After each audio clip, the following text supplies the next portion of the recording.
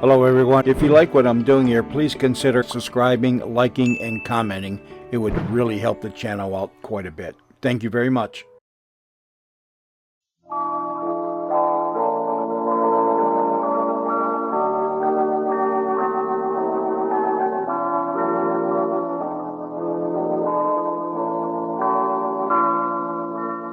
Well, friends, the long-awaited D-Day is here.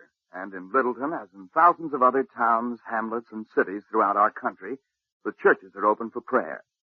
Aunt Jenny herself has just returned and has been talking out by the front gate with Martha Reynolds, one of whose boys has been in England with the invasion forces. And here's Aunt Jenny now. Folks, you heard what Danny just said, and I guess there's not one of us but has someone near and dear in the service of our country. A husband, a son, a sweetheart. Or maybe the boy down the street who was just a kid only a few years ago. That's right. And whoever they are, wherever they are, our hearts are with them today. And our thoughts go out especially to the men and boys who are invading Europe to bring liberty to the starving, conquered people. And now the time's come that these oppressed nations have been looking forward to for so long. And ladies, it's up to us home folks to help our men and boys by keeping our faith in them strong and unwavering as they fight to stamp out the forces of evil and oppression. So now, friends, let's join in a brief prayer for the safety and success of our loved ones. Dear Heavenly Father, be with our boys today. They're fighting that liberty and right may prevail. Give them the strength that is beyond human strength. Sustain and comfort them, and grant that the light of victory may begin to shine in the not-too-distant future, and that our boys will come home to us again. Friends, for the sake of our dear ones in the service, let's all firmly resolve anew this day that we'll not relax our efforts, that we'll continue to do everything in our power to help win the war, to back up our brave fighting men and women. God bless them, every one. And now for your story, Aunt Jenny. Well, friends, you remember Claire Rogers was just like a daughter to old Anthony Abbott before he died. His only son, Jim, had run away from home years ago after an auto accident. And then Jim came back to Littleton, not knowing his father was dead. That's right, Danny. Martha Reynolds told him. She was at the Traveler's Aid desk that morning. She told him, too, that he'd inherited some money. But as she didn't know the name of his father's lawyer, she told him to go down to the newspaper office and talk to Calvin. Well, early that afternoon, Jim went to the Clarion office to get a copy of the newspaper carrying the notice of his father's death. And then Calvin was saying, I was just going home for a bite of lunch, Mr. Abbott. Glad to share it with you. Well, that's very kind of you, Mr. Wheeler, but I haven't time today. Oh, that's too bad. Here's the paper, Mr. Wheeler. Oh, thanks. Thanks, Pete. The article about Mr. Abbott is on the front page, along with the pictures, boss. Oh, good. Why did Pete say that? I mean, how did he know that I wanted to see the article about Mr. Abbott? Oh, people around the newspaper office have a way of putting one and two together. We don't always get the right answer. Sometimes we learn too late to our sorrow, but... You and Pete recognize me, too. Yes. I'd like to help you in any way I can, Mr. Abbott. Thank you. But I'm not at all sure I'll stay here, and I had in mind slipping away with as little commotion as possible. No explanation is necessary. If you don't find what you want in the paper, just let me know. I decided I couldn't leave without going to my father's attorney. It was his name that I wanted to get from the paper without asking anyone for it directly. Oh, I understand. Well, I'll tell you, he's Will Hunter.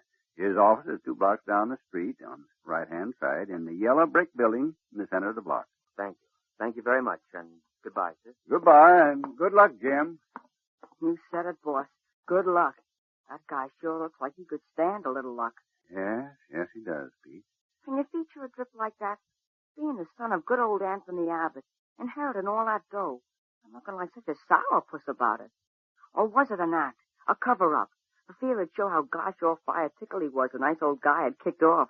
I don't believe I saw Jim Abbott just like you did, Pete.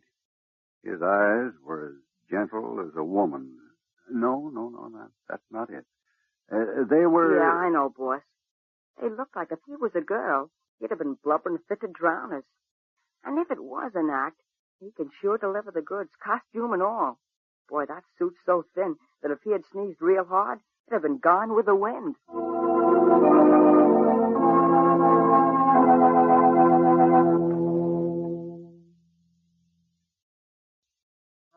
I'm Jim Abbott. Well, how do you do? This is indeed a surprise. Do sit down, Mr. Abbott. Thank you.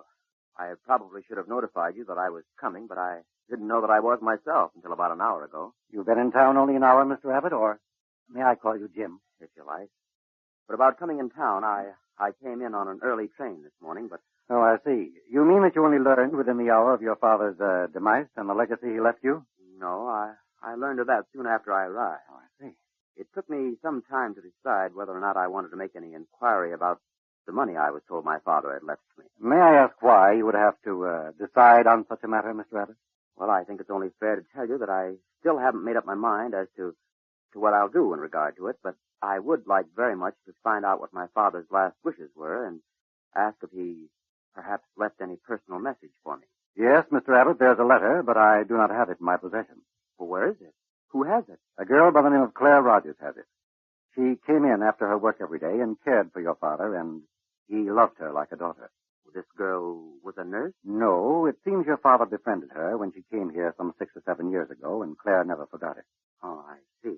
Now, as to the terms of the will, you are to receive a certain sum each month for the first year. The sum isn't large, but will be sufficient for your personal needs. Well, I wasn't thinking of my current needs, Mr. Hunter. I'm able to manage. What I want is my father's letter to me. Of course. I'll call Claire after her work and tell her you're coming for it. But first, I want to make the other terms of the will clear to you. Very well, sir. Briefly, they are this. After the year is up, you are to be given full possession of your father's entire legacy. Well, I don't know that I'd feel right in taking it after the way I've... In this matter, you do not have only yourself to consider, Jim. As the will, including your monthly allotment, is null and void unless you agree within 2 weeks' time to a certain stipulation your father has made. Stipulation? Well, that doesn't sound like my father. But since he made it, he must have felt he had some good reason for it. And I couldn't blame him if he'd lost all faith in me.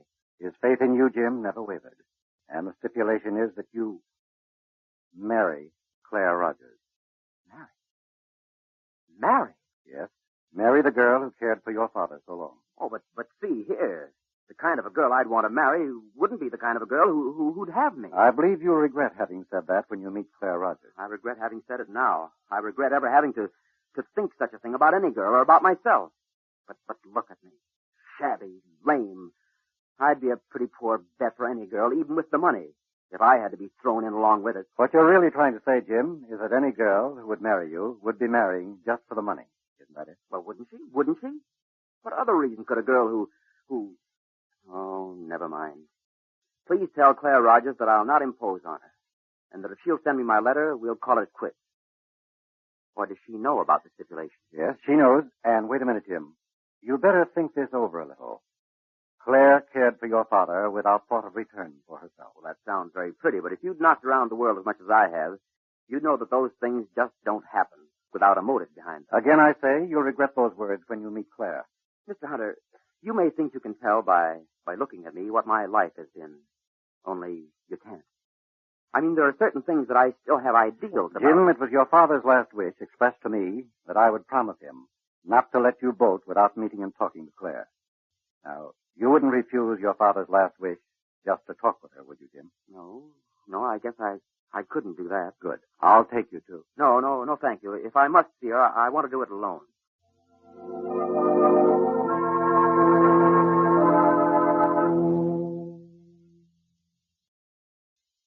Rogers, I've been here 2 hours, and we've talked about everything except what I came to talk to you about. I'd like it much better if you'd call me Claire. You see, I've known you for such a long, long time, Jim, through your father, that... Well, please call me Claire. And let's not talk about anything that disturbs you this afternoon. I'm sure there are still other things that you want me to tell you about your father. You've been very thoughtful to tell me all the things you have. Oh, I'll remember lots more as time goes along. Do you mind if I ask you something? No. You went to the cemetery this morning, as soon as you found out about your father, didn't you? Well, how did you know? Because there were fresh flowers there. When I went on my weekly visit this afternoon after work. You mean that you take flowers out to him every week? He loves flowers, Jim. Somehow I believe you do too, don't you? Why, I mean, I saw you looking at the sweet peas there on the desk. They're out of the garden. My landlady lets us roomers plant things in. Look, all this talk, don't do it. I'm pretty well washed up, and I don't take this sympathy very well. Oh, Jim. What a word to use between us. Us? Well, that sounds as though you had already accepted the stipulation my father made for us to marry. Well, I have. Without ever having seen me? Why? Well, Jim, maybe I can answer that better by saying that now that I have seen you, you're just as I thought you'd be from what your father told me of you. Just as fine, just as sensitive, and just as lost. All right. If that's the way you want it, and the money means enough to you to take it, even if you have to have me thrown in with it, I guess you've earned it. Oh, Jim. I'll call you tomorrow and make arrangements for the wedding.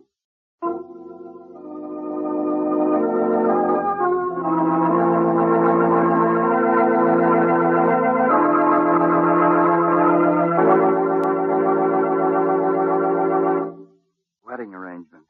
Well, do you suppose Claire agreed to marry Jim because of his inheritance, Aunt Jenny? Well, Danny, when a girl's had to work hard for years, money can make a big difference. But don't you go jumping to conclusions. You listen next time. 'Cause right now, I want to appeal to all you wives and mothers. In times of anxiety, you are the one the whole family looks to for hope and strength. That's right. So even though it may be difficult, I'm appealing to you to be as strong and cheerful and matter-of-fact as possible.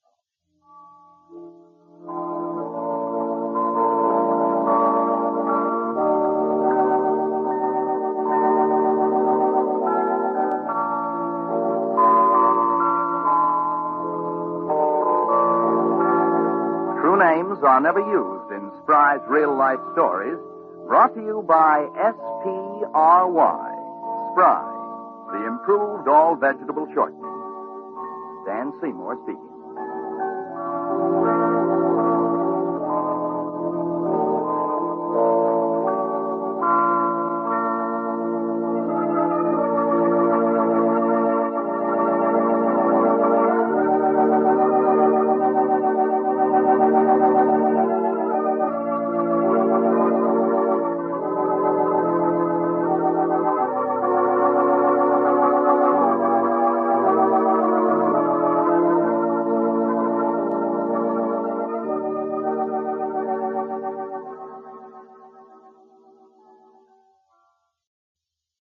Extra, extra. Lux helps you get extra wear from rayon stockings. Yes, strain test proves stockings last twice as long with Lux Care. Get extra wear from every pair with Lux Care. This is CBS, the Columbia Broadcasting System.